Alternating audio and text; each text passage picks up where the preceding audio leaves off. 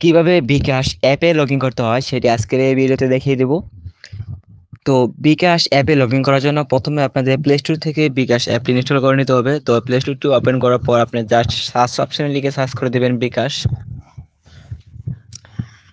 তো সার্চ করার পর প্রথমে আপনাদের বিকাশ অ্যাপটি চলে আসবে।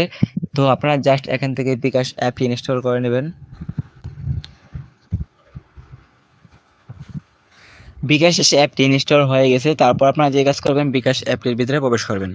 তো বিকাশ অ্যাপটি ওপেন করার পর আপনার সামনে এরকম আরো একটি পেজ চলে আসবে। তো এরকম অ্যালাউ আসলে জাস্ট আপনি এখান থেকে অ্যালাউ দিয়ে দিবেন। তারপর আপনার সামনে এরকম একটি পেজ চলে আসবে। তো এখান থেকে আপনি লগইন বা রেজিস্ট্রেশন করতে পারবেন, বিকাশ নাম্বার পরিবর্তন করতে পারবেন, বিকাশ অ্যাপ ঘুরে দেখতে পারবেন। তো আপনি লগইন বা রেজিস্ট্রেশনে একটি ক্লিক করবেন।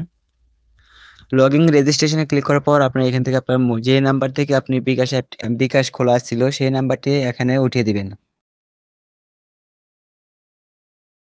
তো নাম্বারটি উঠানোর পর আপনি দেখতে পাবেন যে পরবর্তী নামে একটি অপশন আছে, জাস্ট এই পরবর্তী অপশনে ধরে ক্লিক করবেন।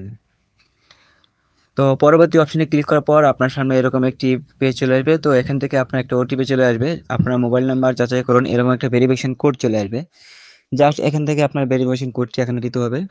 তো এরকম ভেরিফিকেশন সিমটি যদি আপনার মোবাইলে থাকে তাহলে কিন্তু এখান থেকে সরাসরি ভেরিফিকেশন কোডটি চলে আসবে, তারপর আপনি এখান থেকে অ্যালাউ দিয়ে দিবেন।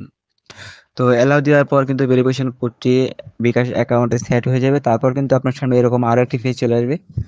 তো এখান থেকে দেখেন যে বিকাশ পিন নাম্বার, আপনি বিকাশ অ্যাকাউন্ট খোলার সময় যে পিন নাম্বারটি দিয়েছিলেন সেই পিন নাম্বারটি এখানে দিয়ে দিবেন। নাম্বারটি দেওয়ার পর এখানে দেখতে পারবেন যে পরবর্তী নামে আরেকটি অপশন আছে, জাস্ট পরবর্তী অপশনে ক্লিক করবেন।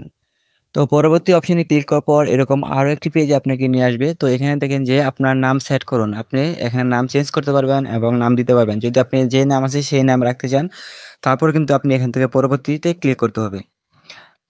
তো পরবর্তী অপশনে ক্লিক করার পর আপনার প্রোফাইল যুক্ত করুন, এরকম একটি পেজ চলে আসবে। তো এখান থেকে আপনি জাস্ট পরবর্তী অপশনে আবার ক্লিক করবেন। তো পরবর্তী অপশনে ক্লিক করার পর আপনি এখানে ঠিক আছে টিক চিহ্ন দিবেন। তারপর দেখেন যে আপনার বিকাশ অ্যাপে কিন্তু খুব সহজে লগ ইন হয়ে গেছে। তো এইভাবেই কিন্তু আপনারা খুব সহজে বিকাশ অ্যাপে লগ ইন করতে পারবেন। তো এই ছিল ভিডিওটি ভালো লাগলে অবশ্যই ভিডিওতে লাইক দিবেন এবং চ্যানেলটিতে নতুন হয়ে থাকলে অবশ্যই চ্যানেলটি সাবস্ক্রাইব করে রাখবেন। ধন্যবাদ।